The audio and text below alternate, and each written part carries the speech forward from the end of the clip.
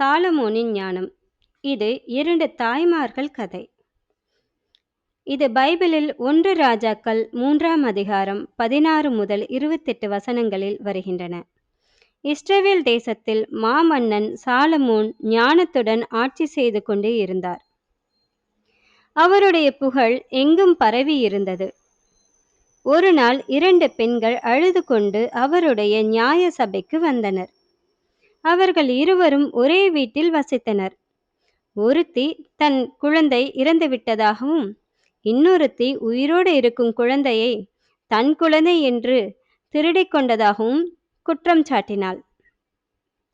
உயிரோடு இருந்த குழந்தையின் தாய், இது என் குழந்தை என்றும், இறந்த குழந்தையின் தாய், இல்லை, இது என் குழந்தை என்றும் வாதிட்டனர்.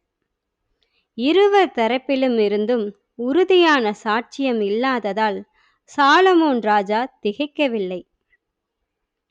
அவர் ஒரு வாளை கொண்டு வந்து குழந்தையை 2ஆக வெட்டி சரிபாதியாக இருவருக்கும் கொடுங்கள் என்று கட்டளையிட்டார். இதை கேட்ட உண்மையான தாய், வேண்டாம் அரசே, குழந்தையை வெட்ட வேண்டாம். அதை வெட்டாமல் என் எதிரியிடமே கொடுத்து விடுங்கள். என் குழந்தை வாழட்டும் என்று கதறினாள். ஆனால் பொய் சொன்னவளோ, வெட்டுங்கள், அது எனக்கும் வேண்டாம், அவளுக்கும் வேண்டாம் என்று கொடூரமாக கூறினாள்.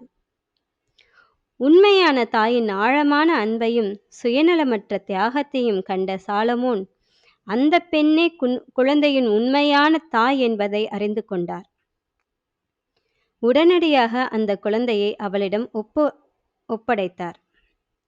இதிலிருந்து நாம் பெறப்படும் நீதி என்னவெனில், உண்மையான அன்பு ஒருபோதும் தீங்கு செய்ய சம்மதிக்காது. ஒரு தலைவன் ஞானம் உள்ளவனாக இருந்தால் மட்டுமே நீதியை நிலைநாட்ட முடியும்.